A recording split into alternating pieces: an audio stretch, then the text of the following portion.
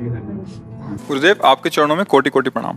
हे सदगुरुदेव भगवान, हम दोनों पति पत्नी भजन मार्ग में हैं और 6 महीने से आपका सत्संग सुन रहे हैं। प्रभु, इस शरीर से एक संतान पुत्री रूप में प्राप्त है। महाराज जी, कई बार लोग कहते हैं कि पुत्र का होना आवश्यक है, उसके बिना परम गति नहीं हो सकती। लेकिन हमें पुत्र का होना नहीं, संतान का होना, गृहस्थी में संतान का होना आवश्यक है। क्योंकि मान लो अगर वो पुत्री ना होती किसी की, तो तुम्हारी पत्नी कैसे बनती आके? तुमने किसी की पुत्री का पाणी ग्रहण किया तो तुम्हारी पुत्री हो, किसी को पाणी ग्रहण कर दो। अब भगवान वो पुत्र रूप भेजते हैं या पुत्री रूप भेजते हैं, संतान भेजते हैं, ठीक। और जब संतान नहीं भेजते हैं तो हम जगत के बाप को संतान बना लेते हैं। बैठा लो गोपाल जी को, आओ तुम। वही प्रश्न है हमारे। हाँ, जगत के गोपाल जी, जगत के मालिक है ना, गोपाल जी को बैठा लाओ। क्योंकि कहते हो तुम जिस भाव से भजोगे मैं आ जाऊंगा, तो आओ तुम ही। जब पुत्र नहीं दिया, संतान नहीं दी, और हम गृहस्थी में है, तो हम तुम्हें पुत्र मानते हैं आज से और दुलार करते हैं। तो ये यथामाम प्रपद्यन्ते तास तथैव भजाम्यहम्, भगवान के वचन है कि जो मुझे जैसे बसता मैं उसको वैसे ही प्यार देता हूँ। तो जगत के पिता है यद्यपि, जब उन्हें पुत्र भाव से देखोगे तो वो बात बन गई। अब वो तुम्हारा भार संभाल लेंगे, पुत्र क्या संभाल पाएगा, जगत पिता संभाल लेंगे। महाराज जी कहते हैं कि अपराध बोध होता है कि हम इतने आदम है और उनको अपना पुत्र मानेंगे। तो ये भाव में नहीं होता। जब हमारे भाव में आ गया कि हमारे पुत्र है तो अपराध बोध थोड़ी। जब सखा भाव हो जाता है थोड़ी तक अपराध हो गया। और अगर वो नहीं करते तो दबका देते सखाजन, जाकर नहीं आज से तुझे खेल से निकालते हैं हम। तेरे पास 2-4 लाख गौएं ज्यादा होंगी ना, तो बाबा का लाडला, कल से खेल में कन्हैया नहीं आएगा। तो जानते हो क्या करते हैं? कान पकड़ते हैं, अब गलती नहीं होगी, अब गलती नहीं। भाव का भगवान पोषण करते। ग्वारिया बाबा सिद्ध संत हुए हैं, उन्होंने प्रभु श्री कृष्ण को अपना यार माना, मित्र माना। बहुत समय हो गया, साक्षात्कार हुआ नहीं, भाव में रहते थे, बड़े महामहिम थे। अब जब कोई उनको माला ले दिखा दो, बंद करो, वो बड़ा निष्ठुर है, अपने पता नहीं क्या समझता है, इतना जब करो, इतना करो, सामने नहीं आता है, हमें नहीं भजन कर, मत करो भजन, धोखा है, मत करो, वो सुनता नहीं है। और निर्णय कर लिया नहीं करेंगे भजन। नहीं, अब देखो भजन का स्वरूप क्या उनके जागृत है। तू अपने को समझता है ना, नहीं करेंगे तेरा भजन, ये भजन नहीं हो रहा और क्या हो रहा है। बार बार भगवान से बातचीत, भगवान का चिंतन, नहीं बोलेंगे। किसी को भी भजन करते तो सब जानते थे कि बाबा भाव में रहते, इसलिए कोई अरे काहे को भजन करते हो, वो बड़ा निष्ठुर है, सुनते थे, बड़ा करुणामय, बड़ा निष्ठुर। शाम की इसी रमण रेती में, ये जो मोड़ में इसे रमण रेती, वृंदावन रमण रेती कहते, रज थी। अब तो दुर्भाग्य प्रकट हुआ, रोड बन गया, बड़ा मनोहर स्थान। बीच मार्ग में बड़ा एक वृक्ष था, रज में ऐसे लोटो, एकदम आनंद मिलता, पूरी परिक्रमा मार्ग रजमयी। बाबा वहीं शाम के निकल, पीछे आवाज, एक ग्वारिया, आवाज में अमृत था। मुड़ के देखा, ऐसे सांवरे सलोने सरकार, नव किशोर अवस्था। भाग पड़े, ये तो मेरा यार है यार। दौड़ पड़े, जाके गले लगा। फिर ध्यान आया कि हमने तो नियम लिया था, इससे बात नहीं करेंगे, फिर हटे। अब प्रभु अचला पहन पकड़े ऐसे, ए बाबा सुन तो, तू नाराज काहे को है? बोले इतना दिन हो गया और आप मिले नहीं। और उनके सामने भेकड़ी थोड़ी चलती हो, तो आंसू चल रहे इतना। तो उनका देखो, ऐसा कभी तुमने दर्शन की आकांक्षा भी नहीं की, आज तुमने आकांक्षा की, मैं मिल। अब तुम जब कहोगे, देखो नाराज मत, उनको फिक्र है तुम्हारे नाराजगी की। अगर हम उनको सखा मानते तो फिर सखा ही माने, भगवान का वैभव ना देखे, नहीं तो सखा नहीं मान पाओगे। उनका वैभव ऐसा अनंत है कि फिर सखा तुम सोच पाओगे। अगर पुत्र मानना है तो केवल पुत्र ही भाव रखते हुए कि मेरा, और अगर उनके भगवान के भाव में जाओगे तो पुत्र क्या, मच्छर भी नहीं है उनके सामने, हम क्या है।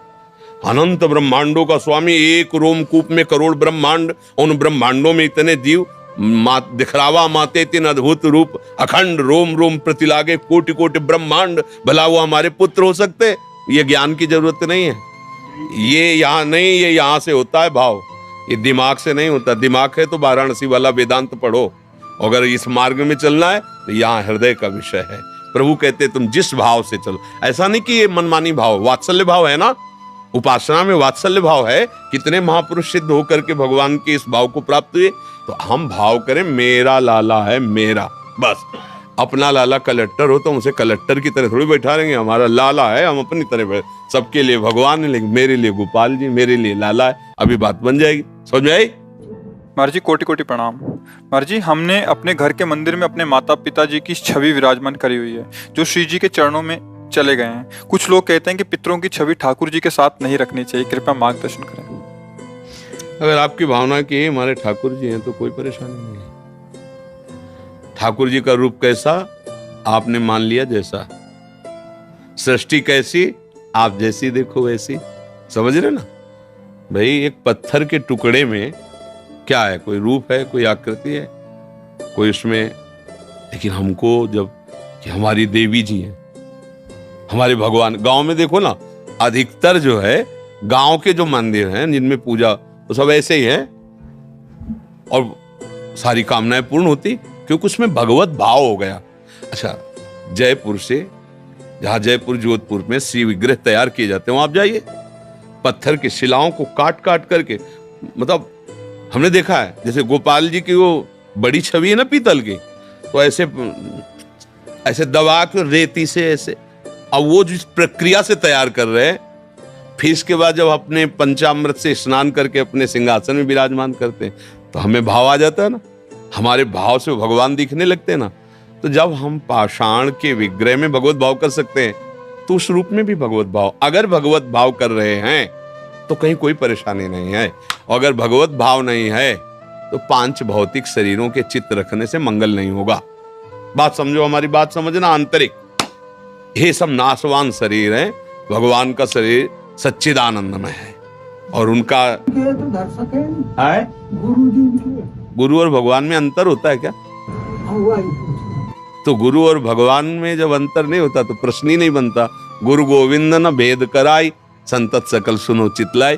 हम गुरु भगवान कहते ना कि हमारे गुरुदेव भगवान से भी कहा है, मोते ही अधिक गुरु ही जी जानी, जाने संत अनंत समाना। तो गुरु और भगवान कहने को केवल दो है, वो तो एक ही।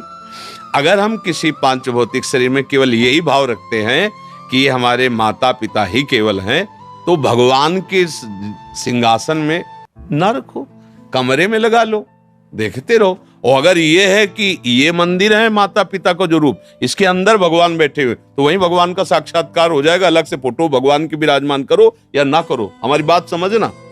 केवल अपने माता पिता की छवि लगाई और मेरे भगवान है, रोज सेवा करो, आपको भगवत प्राप्ति हो जाएगी। क्योंकि आप किसकी सेवा कर रहे हो? भगवान। तो असली माता पिता वही है ना। और अगर भगवान से हटकर भाव है तो फिर भगवान की विराजमान करो, उनको कमरे में विराजमान कर दो दर्शन करने के लिए कि भाई ये माता है, पिता है, चाचा है, ताऊ है, परिवार, वो बात अलग हो गई। और अगर सिंहासन में तो चाचा ताऊ नहीं बैठे हैं, मेरे भगवान बैठे हैं, मम्मी के रूप में, पापा के रूप में, वही थे वही बैठे, हो गया काम। बस उनको जोड़ो, उनमें थे, उनमें है, उनमें रहेंगे।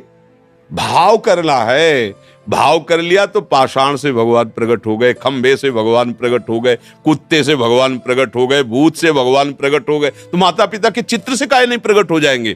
काऊ से कहा जहां प्रभु नहीं वहां है, प्रकट हो जाए। पर बात समझना, हमारी आंतरिक बात समझ पाए। किसका प्रश्न था, आप समझ पाए? बस ठीक।